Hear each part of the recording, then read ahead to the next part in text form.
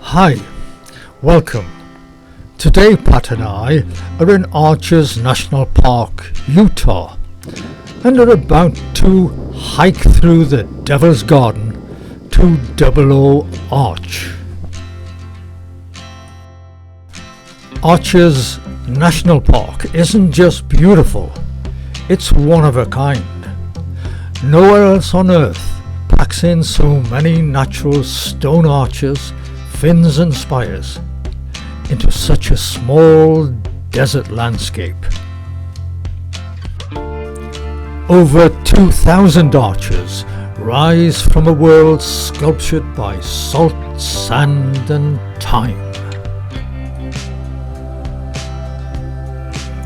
Onward to Landscape Arch. The entrance to the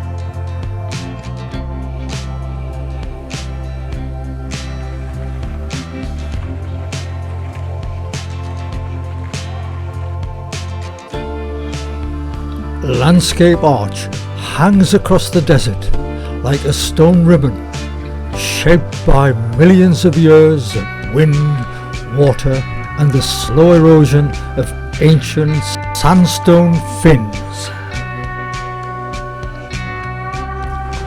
Native Americans believe that it's a living landscape that reminds us that strength comes from bending, that time is always at work, and that this fragile, graceful span is both geology and spirit combined into one enduring form.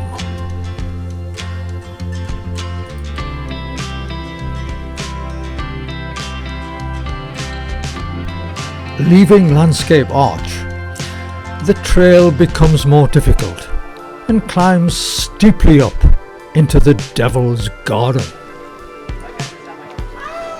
This short but steep fin is a remnant of a fractured Entrada sandstone block and forms the edge of a collapsed salt anticline. Why is the fin so steep? Well, a salt layer beneath the sandstone dissolved over time. The overriding rock sagged and tilted, creating the steep slope we're climbing today.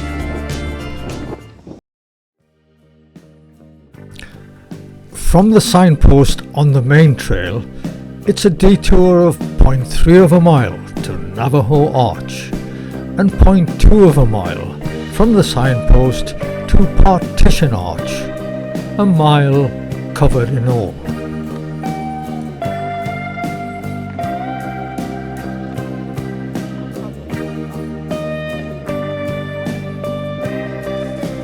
Why does Navajo Arch look so different to most other arches?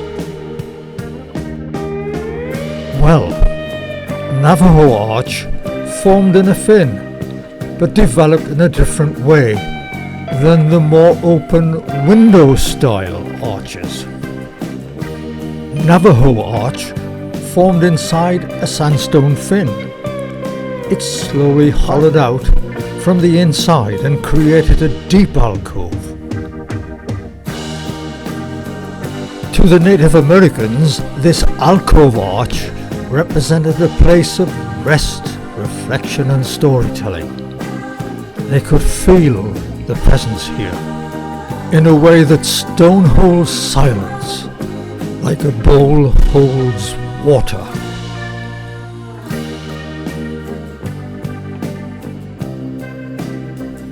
Onward to Partition Arch.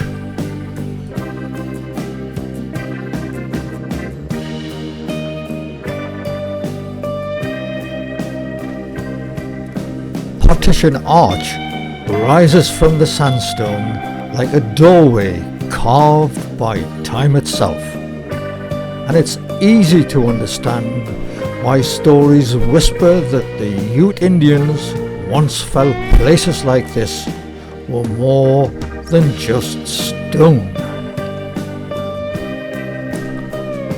Through the arch, the desert stretches endlessly beyond. The arch feels alive. Ancient people thought the arch was a portal, a place where the seen and the unseen touch. Partition arch carries that mystical weight, inviting everyone who stands beneath it to imagine what lies just beyond the veil.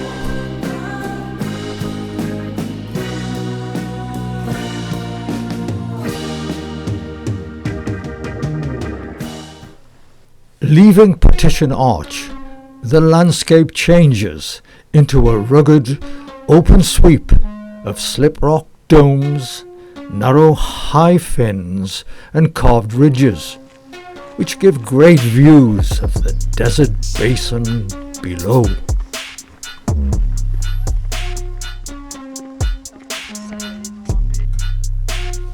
The next section of this primitive trail climbs up onto and traverses a high, narrow, exposed, steep-sided fin.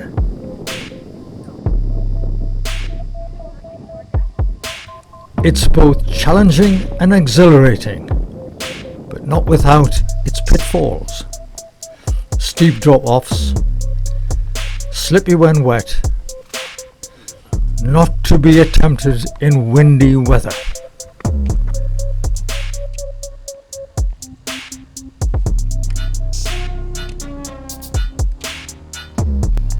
Leaving the high sandstone fin behind, the primitive trail twists and turns through a maze of sandstone features to Double O Arch. Summer temperatures are very hot, in excess of 95 degrees Fahrenheit. There's little shade, no water, and the heat radiates from the exposed slick rock. Dehydration is a common summer hazard. Carry plenty of drinking water. How was this amazing, almost unique landscape formed?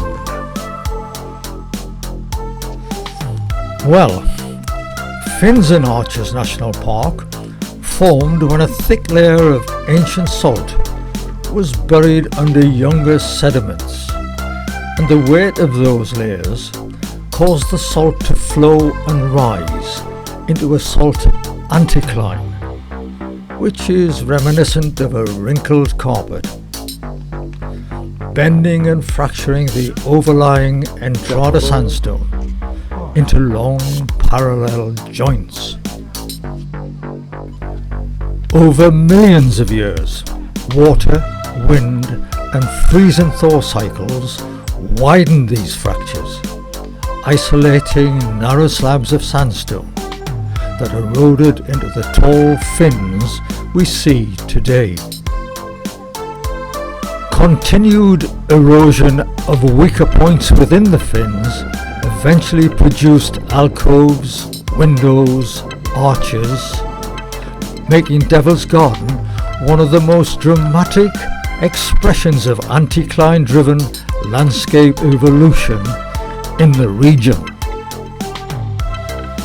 Finally, we arrive at Double O Arch, which has a kind of beauty that feels both improbable and ancient.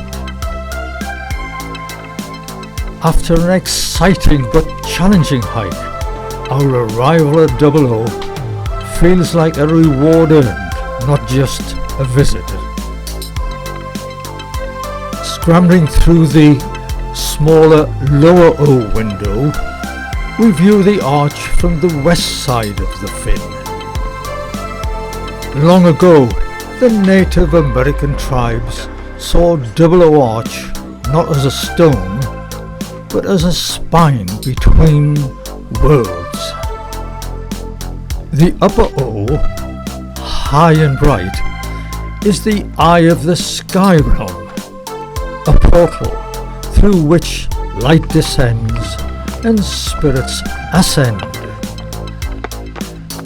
When the sun passes through it, the desert seems to breathe, as if the heavens are leaning close to speak. Beneath it, the lower O crouches near the earth, shadowed, narrow, and intimate. This is the gate of the underrealm, the threshold into the deep memory of the land.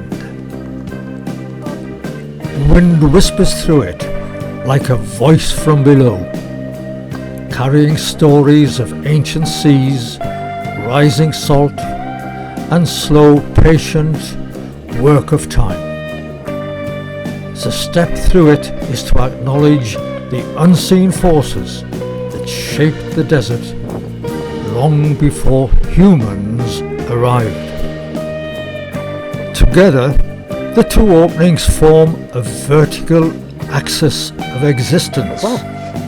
Sky above, earth below. And Double O Arch becomes not just a landmark, but a cosmic doorway. As the snow-covered peaks of the La Salle Mountains come into view, we're almost at the trailhead. We're tired but exhilarated. This adventure will live on in our memories always.